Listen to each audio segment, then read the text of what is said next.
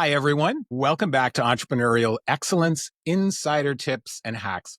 Today, we're covering a crucial topic, and that is owning your tech stack. What does that mean? It simply means having complete access, control, and understanding of your business's digital tools and platforms.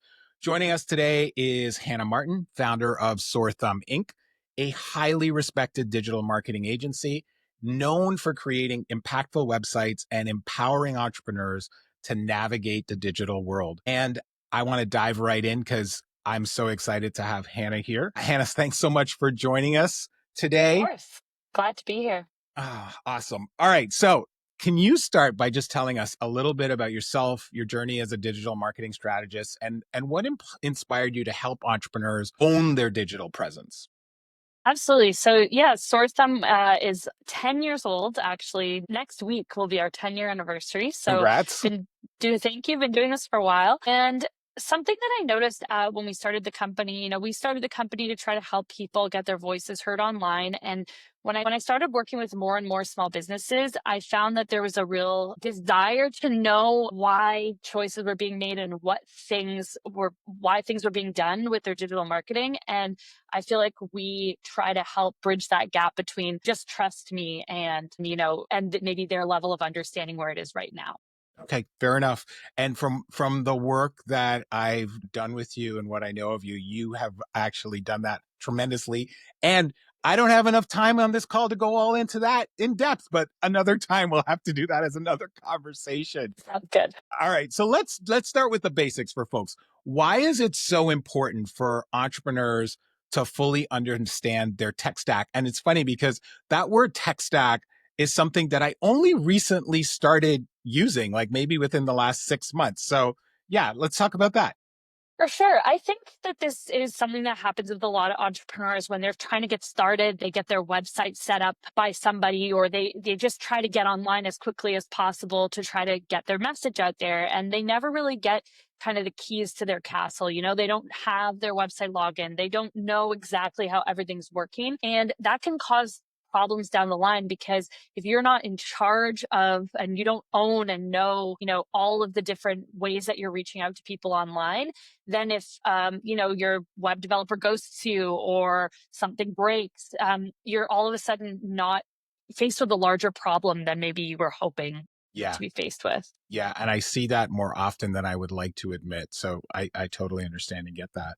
So, given what you just said, like what kind of risks do entrepreneurs face when they're outsourcing their tech management? Because, one of the things I talk to people about is you don't want to be the master of everything. But so people are outsourcing, but what happens when they outsource without oversight? That's where you kind of get these problems like, I can't get into my website, or my website's down and I don't know why. I can't get into my Instagram anymore. All of these things are problems that I've heard from entrepreneurs. And I think you're right. You can't manage everything as an entrepreneur. You need to outsource, but you need to have a trusted partner. And even when you have a partner, like, you still need to have a login. You still need to, have an administration account. You still need to know what's going on, even if you're not the one that takes care of it in the day to day. Yeah. Yeah. And, you just had me. So, note, shameless plug for Hannah coming. You do this thing where you give entrepreneurs like you call it like the manual for like their website, right? And when I heard that you did that, you were the first developer that I ever heard that actually provided that for their clients. People gave like little things of instructions or screenshots or whatever, but what you do is like next level. So that is super cool. And that's like it in action. In my mind, that's what it looks like in action, where you're actually. Absolutely. Yeah, we always encourage, or we always include training with whatever we do for you. And then we always record that and provide that, because and the training is tailored to you and what you want to do going forward with your website or with whatever we're building for you, because that's important, because you need to be able to do it. And maybe sure, you can say, sure, yeah, that makes sense on a call. But then 2 weeks later, when you're trying to upload that blog post, like, Yeah, exactly. Exactly. All right. So last question for you. So given what we've just talked about, what practical steps can the entrepreneurs who are listening to this take to start owning their tech stack and gaining more control?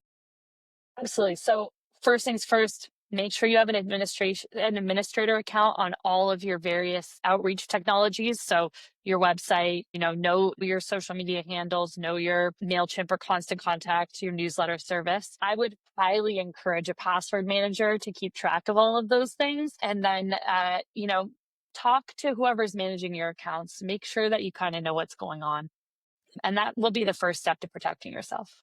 That's great. Okay, so this is a bonus question that I want to ask you. You said a password manager, and I'm curious whether or not you think a password manager as a separate tool versus the Google password manager or the Apple password manager, and why? Okay, now I will say this is brought to you by my husband works for a password manager, so I haven't been drinking the Kool-Aid, Yeah, but yeah. I would absolutely get a separate one because the way that they encrypt, depending on what you're using, is so different from like the Google or the Apple. And also it's something that exists outside of that ecosystem. So if ever you're using it on a different platform, it still works. And I also prefer them because they're stored separately to like your browser, whatnot. So like if you're not on your own computer, you can still get access to all of your stuff. True, true, true. Also, if you're using one like I do and it's just your fingerprint, like that That's means pretty someone could hard. get in. That's It is, except if you were like knocked out, someone could still get access to your computer, like, so it's not as secure as the other that one. might not Anyway, be your worst problem if you're knocked out. okay, we digress. We totally digress to this interview. One of the problems with me trying to do short interviews is I always want to digress.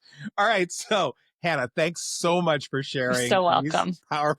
these are really powerful insights today. And just to recap for everyone who's watching, number one is you want to understand these digital tools and how they support your business.